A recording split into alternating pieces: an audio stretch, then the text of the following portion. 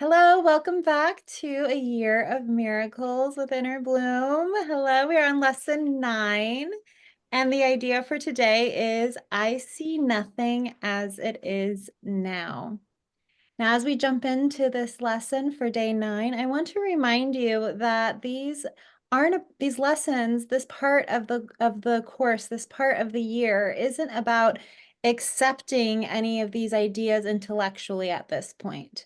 It is, again, as mentioned previously, meant to be treated like an experiment. The gold is in the practicing as opposed to the intellectual understanding at this point. And this is what paves the way to clear seeing. This is what paves the way to seeing reality in truth instead of from these shadows of the past and projections of the future.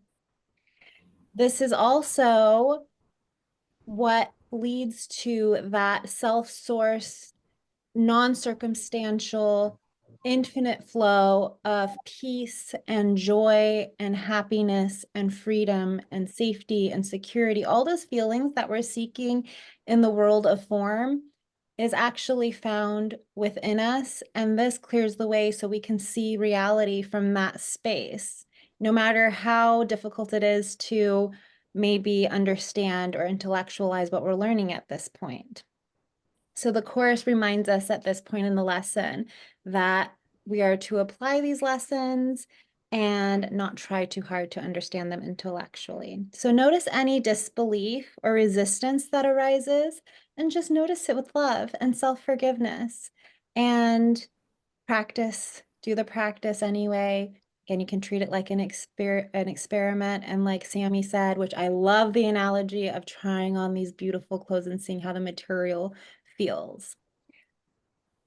So this practice is just building upon yesterday's practice. So I don't really have too much extra to add to it as far as what to say.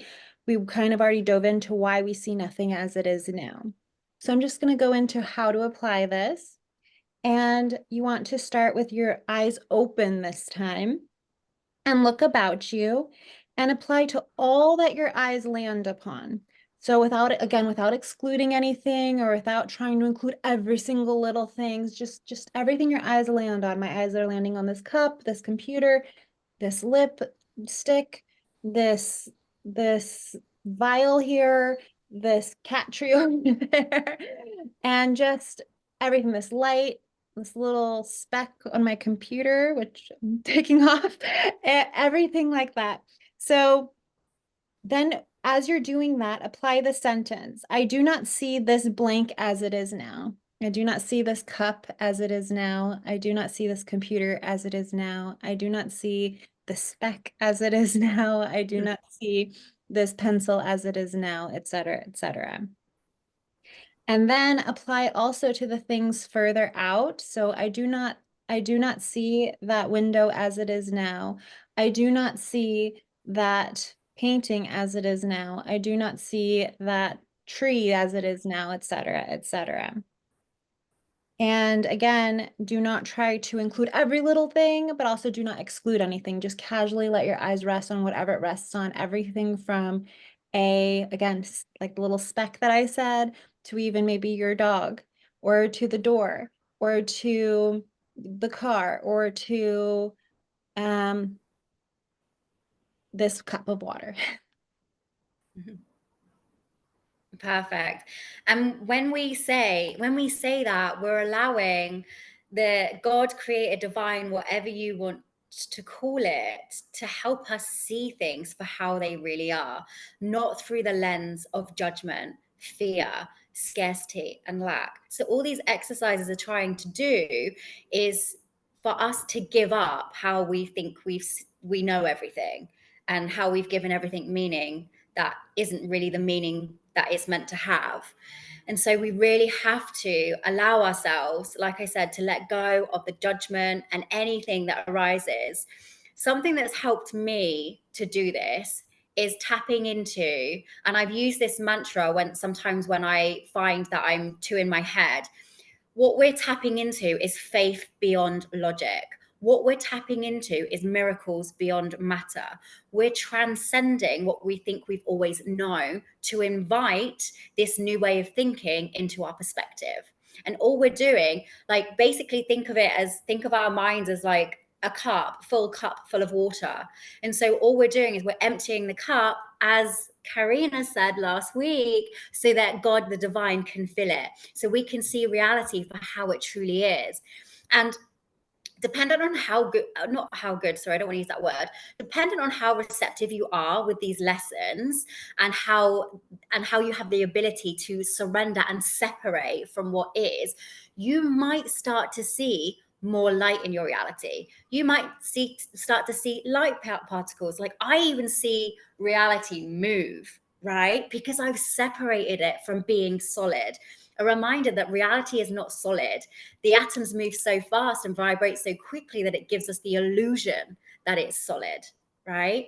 And so if you can separate yourself from what you're seeing, you'll start to see reality in a whole new way. Yes. And what you said about thoughts and changing the way that we think about things and see things, what we're doing is we're taking, so even if we're not aware of it, a lot of times we think that we're being creative. A lot of times we think that we're creating new or creating from truth. But again, it's just repeating the past. So what we're doing is we're removing that pattern of repeating that past, like you said, for new thoughts, but the new thoughts aren't based on that old pattern of repetition of past. It's going to be from true creation, from true creation of limitlessness, from true creation of infinite potentials, from true creation of infinite power. And that can really only truly happen consistently. You might at this point have little sparks of it, maybe, but it can only really happen consistently when you relinquish these past thoughts. Lens where the solution is a lens, a different lens. Obviously it's a different lens. I'm gonna have to cut that. Damn it, I knew where I was going with that. I might just not add that. Okay. I I knew can't, where it's you were gone. going with it, but I know.